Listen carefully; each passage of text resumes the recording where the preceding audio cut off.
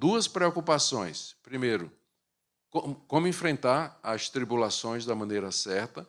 E, segundo, como aprofundar a verdade de Deus a ponto de que as obras apareçam como consequência. Então, perseguição, superficialidade são os dois temas centrais da carta de Tiago. Aqui no capítulo 1 nós vamos encontrar as duas coisas. Primeiro, eu quero mostrar para vocês seis ou sete orientações de Tiago sobre o que a gente deve fazer quando está enfrentando provação, e depois, se o tempo der, nós vamos ver pelo menos uma orientação a respeito da superficialidade. Entendidos? Então, esse é o quadro geral, e agora, então, vamos para o texto. Tiago,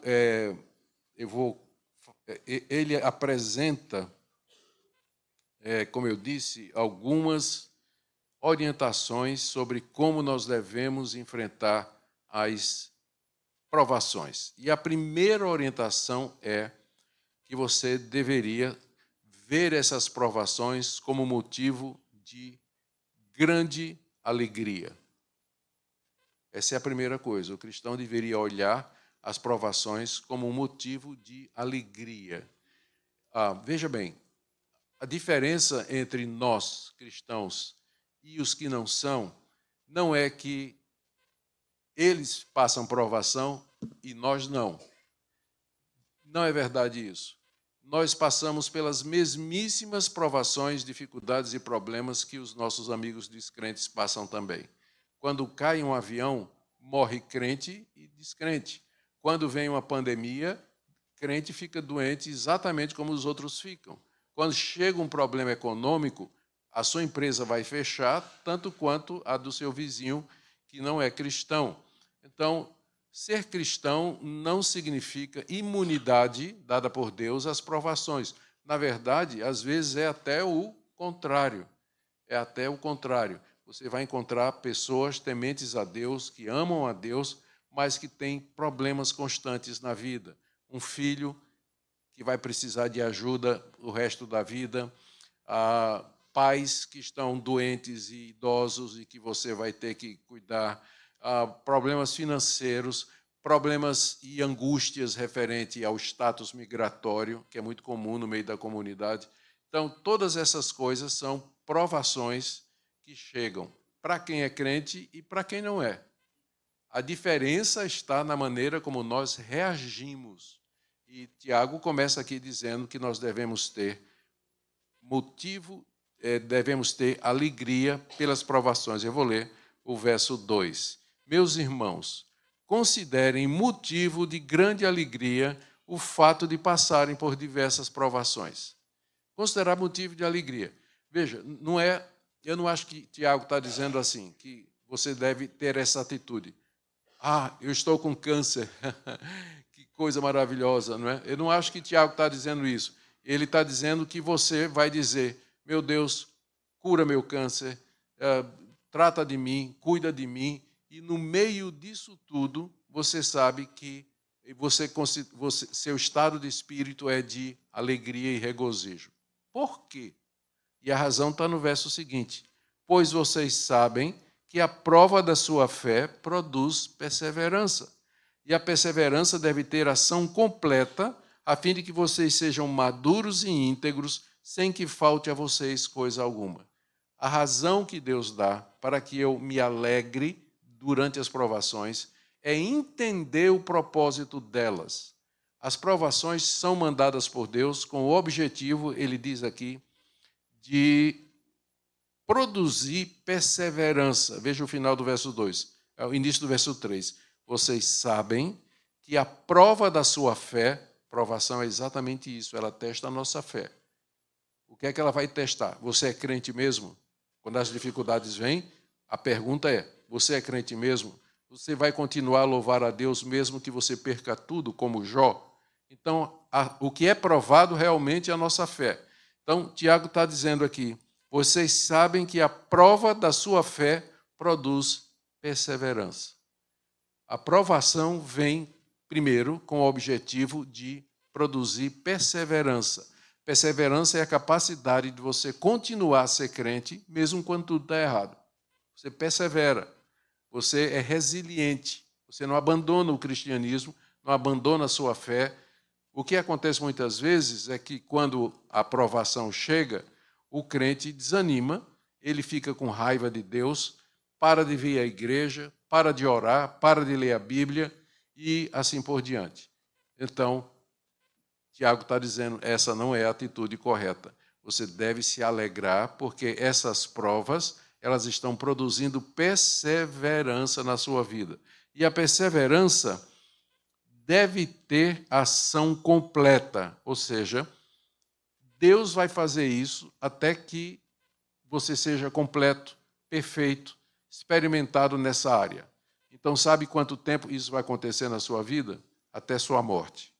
Até você morrer, Deus vai estar provando a sua fé para produzir perseverança.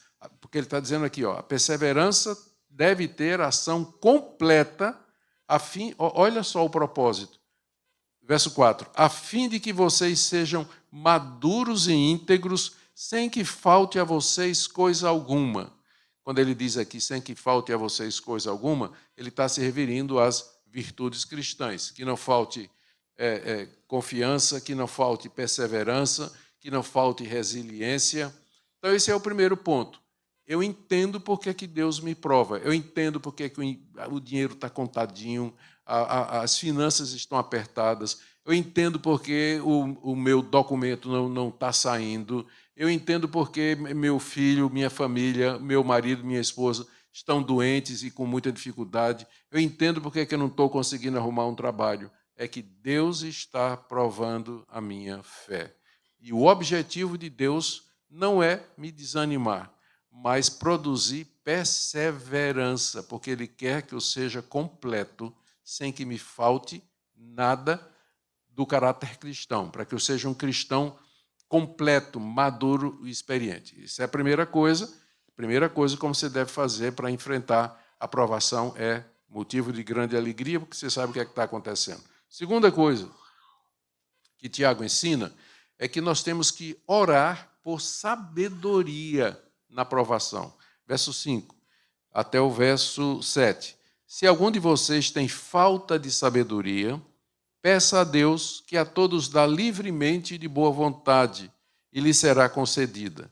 Peça, porém, com fé, sem duvidar, pois aquele que duvida é semelhante à onda do mar, levada e agitada pelo vento. Não pense tal pessoa que receberá coisa alguma do Senhor, pois tem mente dividida e é instável em tudo o que faz. A segunda coisa que a gente tem que fazer é pedir sabedoria. Veja aqui a conexão entre o primeiro ponto e o segundo. Ele terminou o primeiro ponto dizendo que, veja aí no verso 4, Deus quer que vocês sejam maduros e íntegros, sem que falte a vocês coisa alguma. E aí ele continua, se algum de vocês tem falta de sabedoria, entenderam a alegação? Verso 4 e 5, Deus me prova para que não me falte nada, nenhuma das virtudes. Se está faltando sabedoria, você ora e pede a Deus. Por que Tiago focou logo na sabedoria, como sendo aquela coisa que a gente precisa? Porque na provação, a provação, na verdade, ela vai exigir de nós sabedoria, porque nós temos que tomar decisão. Meu filho está nas drogas. Como é que eu vou fazer? O que é que eu vou fazer? Preciso tomar uma decisão. Minha filha apareceu grávida do namorado. Como é que nós vamos fazer? Aborta? Adota? Casa? Não casa? A minha empresa está passando por muita dificuldade financeira. Será que eu posso dar uma ajeitada na declaração para o imposto de renda? Ou, entende, quando a provação chega, o cristão entra num dilema ético. Como é que eu resolvo o problema sem violar um princípio da lei de Deus? Como é que que decisão eu posso tomar para não pecar, para não desonrar a Deus? O descrente não tem esse problema. O descrente não tem. A empresa está falindo, ele vai dar um jeito, vai achar um caminho, vai burlar o imposto de renda e assim por diante. vai fazer negócio desonesto e assim vai. Mas o crente é diferente, ele não pode tomar esse tipo de atitude, porque ele teme a Deus, honra a Deus, e ele não quer publicamente fazer alguma coisa que desonra a Deus. Então, o que é que a gente mais precisa na hora da provação? Sabedoria. Sabedoria é entender qual é a melhor solução à luz do temor de Deus. Não é uma coisa que você aprende em Yale, Harvard, Oxford. Eu me lembro do tempo que fui chanceler da Universidade Mackenzie em São Paulo durante 10 anos. A Universidade Mackenzie é uma das maiores universidades particulares do Brasil. 40 mil alunos, 3 mil professores. E eu conheci gente formada em Yale, Oxford, Princeton, na USP, Campinas, gente com mestrado, doutorado, PhD, DDD, ODD, todas as siglas que você imaginar. Gente top na linha, mas a vida desgraçada. Já ia no terceiro, pensando numa pessoa aqui em particular, já ia no terceiro casamento, os filhos odiavam o pai, filho nas drogas, a família destroçada. Então, ele não tinha sabedoria, ele tinha conhecimento intelectual. Então, a sabedoria que a Bíblia fala aqui é aquela lá de Provérbios, que diz que o temor do Senhor é o princípio da sabedoria. Então, o Tiago está dizendo, chegou a provação, você sente falta de sabedoria, então o que é que você tem que fazer? Ele diz aqui, peça a Deus, verso 5. Se alguém tem falta de sabedoria, peça a Deus. E ele encoraja a gente, dizendo, peça a Deus que a todos dá livremente, de boa vontade, e lhe será concedida. É claro que Tiago aqui tem em mente que situação do Antigo Testamento. Uma noite, Deus aparece a Salomão e diz a Salomão, peça o que você quiser. Qual foi o pedido de Salomão?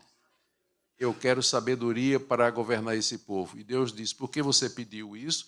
Além de sabedoria, eu vou dar riqueza, vou dar poder, enfim, todas as coisas que eram importantes para um rei no Antigo Testamento. O Deus de Salomão, que respondeu o pedido dele por sabedoria, é o nosso Deus. Esse é o encorajamento de Tiago. Peça, porque Deus a todos dá livremente de boa vontade.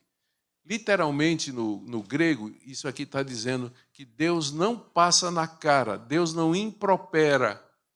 O que é isso? É o seguinte, eu chego para você e digo, você pode me emprestar $100? E aí você vai perguntar, o que é que você fez com os $100 que eu emprestei na semana passada? Passa na cara, entendeu? Você vai pedir alguma coisa, a pessoa passa na cara que você errou, que você não merece aquilo, que você já tinha feito isso. Deus não faz isso, ele não impropera, ele não lança em rosto. É isso que a expressão quer dizer, ele não lança em rosto. Então você pode chegar para Deus e dizer, Deus, eu preciso de sabedoria, e Deus não vai dizer, eu não vou dar não, porque semana passada eu dei e você não usou.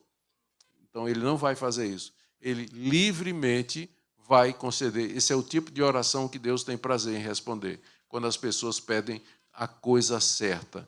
Então, não é. Você pode pedir para Deus tirar você do meio da provação, mas mais do que isso, você deve orar para que Deus lhe dê sabedoria. Agora, tem um catch, né? Tem um catch aqui. Você tem que pedir com fé. Veja só, verso 6. Peça, porém, com fé, sem duvidar. Então, esse pedido de fé, com fé, sem duvidar, não é a certeza de que Deus vai dar exatamente o que você está pedindo. Porque, às vezes, porque geralmente a gente não sabe orar como convém. Romanos capítulo 8, o apóstolo Paulo diz isso. Nós não sabemos orar como convém, por isso que o Espírito Santo intercede por nós. Você pode pedir... você tem que pedir com fé, sem duvidar, significa, eu creio que Deus pode atender o meu pedido. Eu creio absolutamente que Deus é poderoso para fazer o que estou pedindo, mas eu não sei se Ele vai fazer isso. É o que Tiago está dizendo aqui. Eu sei que Deus é poderoso para me curar. E eu oro em fé, confiando nisso, que Ele pode me curar. Mas eu não sei se Ele quer me curar. Ele pode seguir outro caminho. Pergunta ao apóstolo Paulo, 3 vezes, Deus, tira o espinho da minha carne. Qual foi a resposta de Deus? Não. Mas eu vou lhe dar uma coisa melhor. Graça, a minha graça te basta. Então, pedir com fé sem duvidar não é você ter certeza de que Deus vai dar exatamente o que você está pedindo, mas a certeza de que Ele pode responder seu pedido e que Ele vai fazer isso de uma maneira melhor e talvez diferente do que eu estou pedindo. Você talvez peça livramento, mas Deus dê graça em vez de livrar você. O que, em 2 Coríntios 12, é melhor, né? Como diz o apóstolo Paulo. Então, o catch é, você tem que pedir sem duvidar. E aí Tiago compara o crente que duvida a 2 coisas. Ele diz 2 coisas. Verso 6, peça, porém, com fé, sem duvidar. Aquele que duvida, ele é semelhante à onda do mar, levada e agitada pelo vento. Não pense tal pessoa que receberá coisa alguma do Senhor. Eu cresci em Recife, lá no Brasil, e à beira-mar. Meu pai tinha uma casa de praia, a gente ia constantemente. E eu conheço, como muitos de vocês aqui, que também cresceram à beira-mar, tinha um vento chamado terral, e que ele, quando vinha da terra para o mar ficava um espelho, um lago muito tranquilo. Quando o vento mudava e ele vinha do mar para a terra, o mar ficava encapelado, muitas ondas, ficava violento, às vezes não dava nem para entrar para nadar. As ondas mudavam de acordo com o vento. E aí, essa analogia que Tiago faz do crente que duvida. Quando tudo vai bem, o terral está soprando, ele está na igreja orando pelo pastor, contribuindo, participando dos grupos, sendo voluntário e tudo mais. O vento muda. Aí ele muda também. A dificuldade chegou, a angústia chegou, para de orar, para de contribuir, para de vir para a igreja, pragueja contra o pastor e assim por diante. As coisas estão ruins e tudo mais. Ele muda de acordo com as circunstâncias. Então, perseverança é você ficar firme com o vento terral ou o vento encapelado.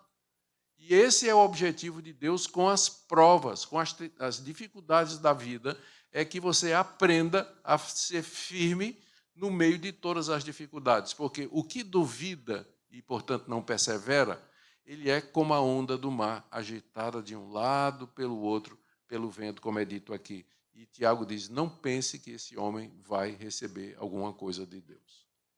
Deus requer de nós que nós confiemos nele, e no caso aqui, sabedoria. Para você receber sabedoria, você tem que ser essa pessoa que não é agitada pelo vento da dúvida quando as circunstâncias erradas chegam.